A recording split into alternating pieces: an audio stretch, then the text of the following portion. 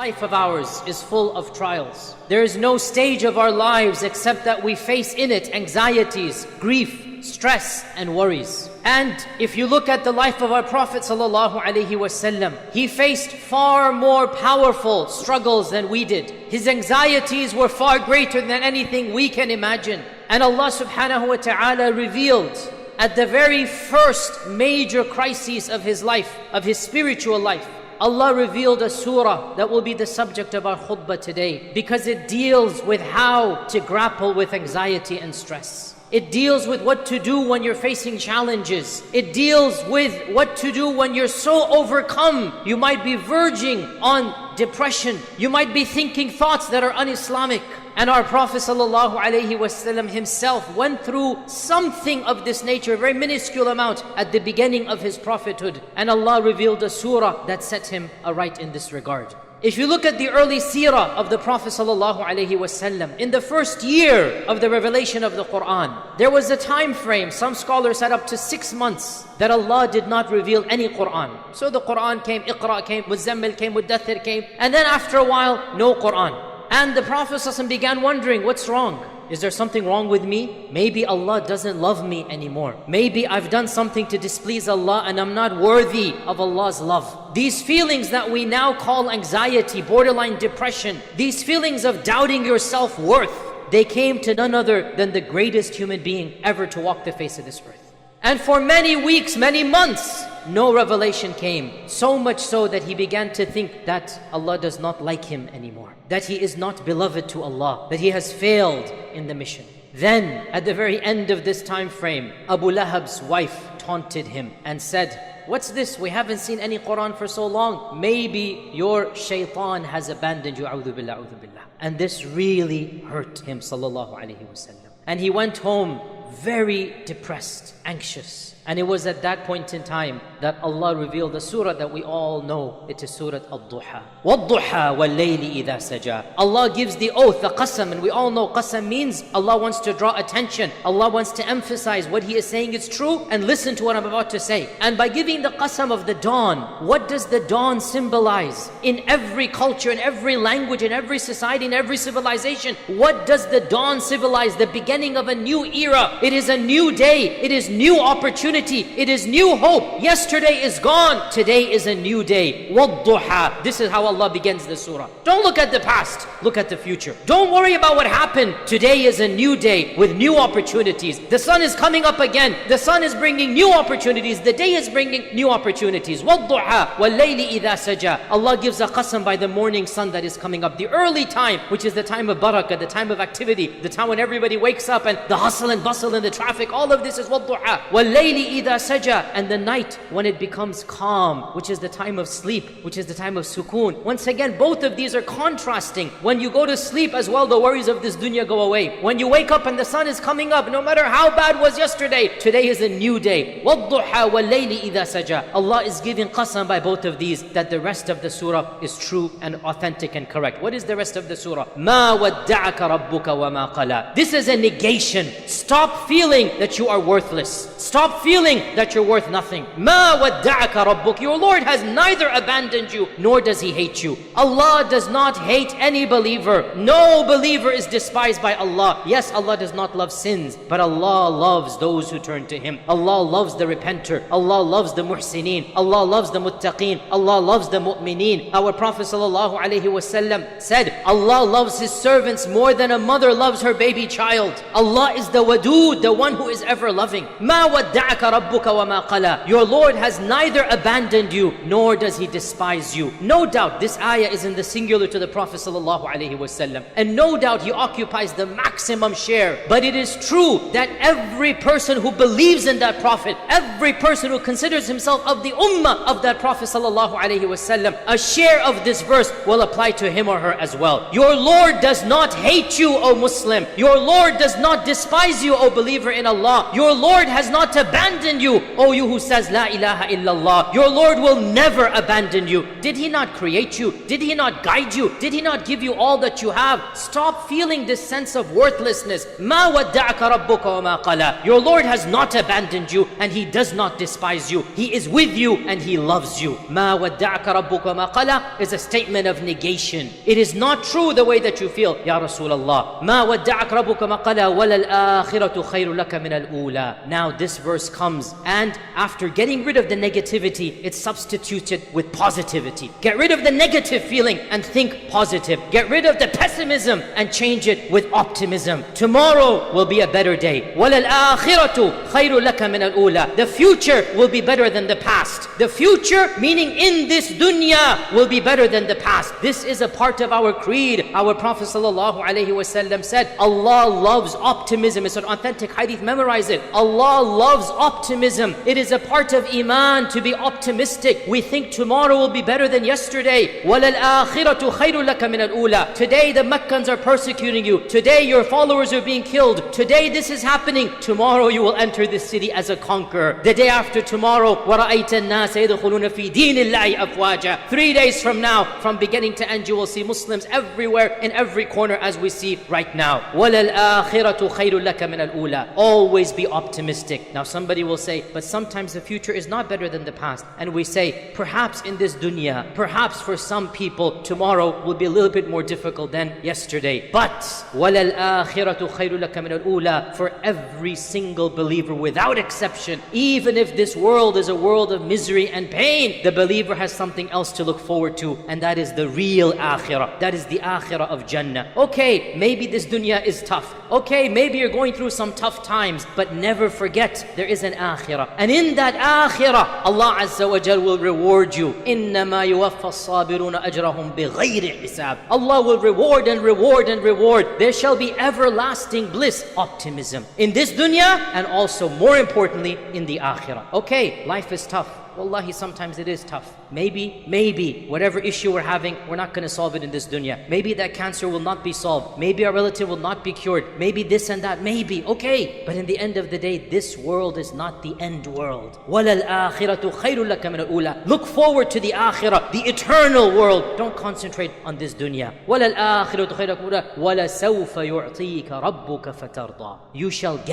You shall get, maybe not exactly what you want, but you will get enough good that you will be happy and content. Whenever Allah takes something away, our Prophet ﷺ said, He gives something better than the authentic hadith. Whenever Allah takes something away and you are patient, Allah gives you something better than what He has taken away. وَلَلْآخِرَةُ خَيْرٌ لَكَ مِنَ الْأُولَى وَلَسَوْفَ يُعْطِيكَ رَبُّكَ فَتَرْضَى. Allah will give you and give you and give you until you will be content. He didn't say He will give you what you want. No, maybe you won't get what you want, but Allah will give you, and Allah will give you until you are happy with Allah's qadr and decree. And once again, in this dunya, and just in case it's not in this dunya, then for sure in the akhirah. وَلَسَوْفَ يُعْطِيكَ رَبُّكَ فَتَرْضَى. So these three verses we said, they negate spiritual feelings of emptiness and negativity. Spiritually, people feel, I'm not worthwhile, Allah doesn't love me, I'm not good enough. These three verses negate them. You are worthwhile, Allah does love you, you have potential in you. The next three verses, they negate feelings of worthlessness in this dunya. People think, I've always been unlucky. Whatever I do, I just don't get it. So the first three verses we said, feelings of worthlessness from a spiritual perspective. These three verses, feelings of worthlessness from a worldly, from a dunyawi perspective. And every time I take an exam, I fail. Every time I try to do a business, it goes bankrupt. I just have no luck in this life. What's wrong? Maybe Allah doesn't like me. So we have three verses now about worthlessness of this dunya. This is material worthlessness. This also happens when you're struggling with depression, when you're battling anxiety, you get feelings of lacking confidence in this dunya. So Allah subhanahu wa ta'ala says, أَلَمْ يَجِدْكَ يَتِيمًا فَآوَى وَوَجَدَكَ ضَالًّا فَهَدَى وَوَجَدَكَ عَائِلًا فَأَغْنَى. Three rhetorical questions. And the purpose of a rhetorical question is to emphasize what is already known, not to teach something you didn't know. To bring up a memory, you should have it. You should be thinking about it, but you're not thinking about it. Something has clouded you. So the rhetorical question, it jars you, it makes you alert. For example, the teacher is rebuking the student. The teacher says, am I not your teacher? Meaning, how can you speak to me me this way, I am your teacher. To emphasize that which is known but has been neglected. That's the rhetorical question. So Allah asks 3 rhetorical questions. Meaning, Ya Rasulullah, how could you think that Allah has abandoned you? How could you think that you are no one, you have no worth? Look at all the blessings Allah has given you. Then Allah mentions 3 blessings. Alam yajidka yatiman fa'awa. Your mother died, your father died, your grandfather died. You were a yatim in every sense of the word. Yet, at every stage of your life, didn't we take care of you? Didn't we send someone else to protect you? When your father passed away, even before you were born, your mother was there for you. When your mother passes away, your grandfather took you. When your grandfather passed away, your uncle Abu Talib took you. At every stage of your life, your vulnerability was protected by Allah. Alam yajidka yatiman fa'awa wa wajadaka dhallan fahada. You didn't know the truth, Ya Rasulullah. You used to go to Ghar Hira. You used to be praying to Allah to guide you. You didn't know how to worship Allah. You didn't know the details of Iman, the details of the Quran. And so Allah subhanahu wa ta'ala guided you. You were not upon the guidance. You didn't know the guidance. Allah Azza wa Jal guided you. وَوَجَدَكَ ضَالًّا فَهَدَى وَوَجَدَكَ عَائِلًا فَأَغْنَى. And we found you, you didn't have any money, Ya Rasulullah. You didn't have anything. You were poor. Your parents did not leave you a fortune. But now we gifted you. Our scholars say, Aghna here is Khadija and the wealth of Khadija.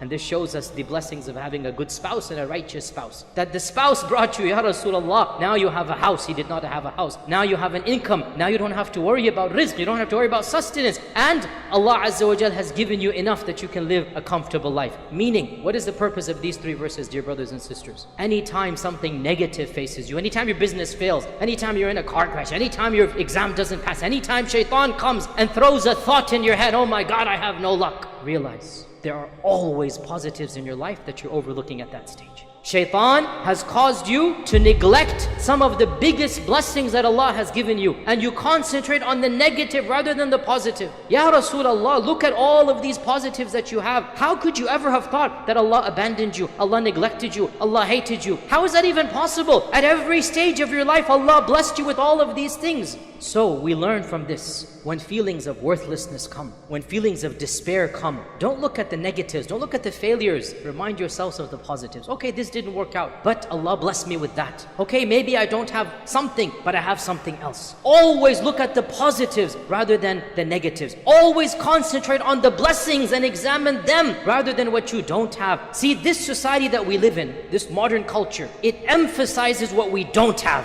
Look at this multi-million-dollar mansion. Look at this beautiful cars. Look at this. And we want to just aspire. We want that, we want that, we want that. Our Sharia says, stop looking at what you don't have and look at what you do have. It's a hadith of our Prophet ﷺ. When one of you sees something that you don't have and you begin to desire it, stop looking there and look at somebody who doesn't have what you have been blessed with, so that you appreciate the positive that you have. So you wanted to have all of this multi-million-dollar mansion or house or whatever. Look at the people who don't even have a house, and thank Allah you have that. You wanted to have this and that. Look at something that you have. Good health, let's say. Good wealth, let's say. Happy family, loving wife. These are blessings you're taking for granted. Rather than look at what you don't have, remind yourself of what you do have. That's what these 3 verses do. And they contextualize and they make us appreciate we are blessed and fortunate. Every one of us is blessed and fortunate in our own ways. It's just that we neglect and ignore our blessings and we concentrate on what we don't have. So Allah in these 3 verses reminds us to think about what we do have. Then Allah subhanahu wa ta'ala tells us, فَأَمَّا الْيَتِيمَ فَلَا تَقْهَرْ وَأَمَّا السَّائِلَ فَلَا تَنْهَرْ وَأَمَّا بِنِعْمَةِ رَبِّكَ فَحَدِّثْ. فَأَمَّا, once you have a different frame of mind, once your psychology has shifted, don't just sit there and do nothing. Go and be proactive. Do something positive. Contribute to society. Don't just sit there and mill around and say, oh my God, life is tough. Okay, it might be tough. Maybe it is difficult. Okay, be optimistic. Change your paradigm. Change your frame of mind, and then go find a higher cause and go dedicate yourself to that cause. Do something useful with your life. Do something that will bring meaning and value to you and to others around you. Contribute positively in a way that will make you internally happy and externally bring about the rewards of Allah subhanahu wa ta'ala. Because every one of us, without exception, can bring happiness to other people in some fashion or form. فَأَمَّا الْيَتِيمَ فَلَا تَقْهَرْ وَأَمَّا السَّائِلَ فَلَا تَنْهَرْ وَأَمَّا بِنِعْمَةِ رَبِّكَ فَحَدِّثْ. As for the orphan, Ya Rasulullah, don't overpower the orphan. Meaning, what does it mean here? Don't overpower the orphan. Be involved in the life of an orphan, of a sa'il, of a beggar, in a manner that makes them happy. Show some love to those who need it. Because when you're battling with depression, when you're struggling with issues, it's difficult. Life is difficult, no doubt about it. Find somebody else and share their pain with your pain. Eliminate their pain. Make their pain easier for them. And guess what? What a beautiful religion we have. What a great Lord we have. When we give happiness to others, Allah gives happiness to us free of charge. Subhanallah.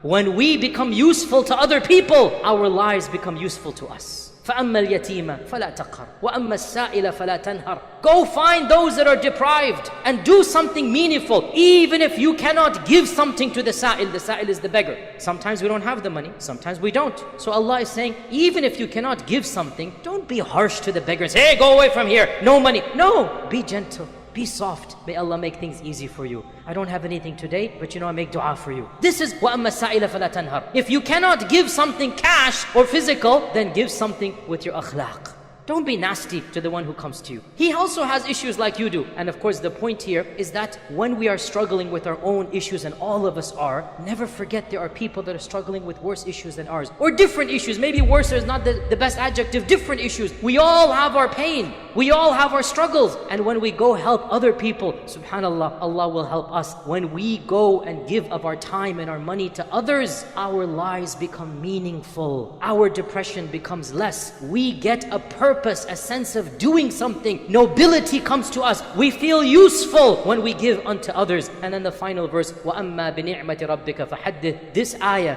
is so profound. It has so many multiple meanings. I'll just mention only two of them. In fact, there's many more than two. I'll mention only two of them. وَأَمَّا بِنِعْمَةِ رَبِّكَ فَحَدِّثْ. The first meaning, don't speak negative, speak positive. Don't complain to others, oh, I didn't pass my exam. Rather say, Alhamdulillah, I have children. Alhamdulillah, I have a house. وَأَمَّا بِنِعْمَةِ رَبِّكَ فَحَدِّثْ. Tell people the positive. Thank Allah for the good. بِنِعْمَةِ رَبِّكَ وَإِن تَعُدُّوا نِعْمَةَ اللَّهِ لَا تُحْصُوهَا. If you try to count Allah's blessings, you're not going to be able to count them. Don't count the negatives, count the positives. Don't go moan and groan to the people about what's bad. Thank Allah and tell them what is good. وَأَمَّا بِنِعْمَةِ رَبِّكَ فَحَدِّثْ. This is one meaning, and it's a valid meaning. And of course this is true, as even Yaqub, إِنَّمَا أَشْكُ بَثِّي وَحُزْنِي إِلَى اللَّهِ. I'm complaining only to Allah, I'm not complaining to any of you. Yaqub said, I'm not complaining to any of you. Allah is the one I complain to. Oh Allah, look at my situation. I don't want your sympathy, I want His sympathy. As for you, I'm going to say things positive. That's what Yaqub shows us as well. So this is the first meaning, وَأَمَّا بِنِعْمَةِ رَبِّكَ فَحَدِّثْ. The second meaning, وَأَمَّا بِنِعْمَةِ رَبِّكَ فَحَدِّثْ. نِعْمَةِ رَبِّكَ here is a reference to the Quran and to Islam, because the biggest blessing is the Quran and the biggest blessing is Islam. This beautiful surah, my dear brothers and sisters, it is one of the most powerful surahs in the Quran to battle issues of depression, to make us overcome feelings of negativity. And to summarize once again, the surah is 11 verses. The first two is a qasam from Allah, an optimistic qasam, is going to come a new day. Then the next 3 verses are about removing the feelings of spiritual worthlessness. I'm not good enough, Allah doesn't love me. The next 3 verses are about removing the feelings of being unlucky, unfortunate. Life is always tough. No, there are positives you have. And then the final 3 verses, Allah says to all of us, take that negativity and challenge it into something positive. Give back to your community and give back to this religion. And through all of this, you will find meaning in life. And through all of this, you will overcome these feelings of negativity.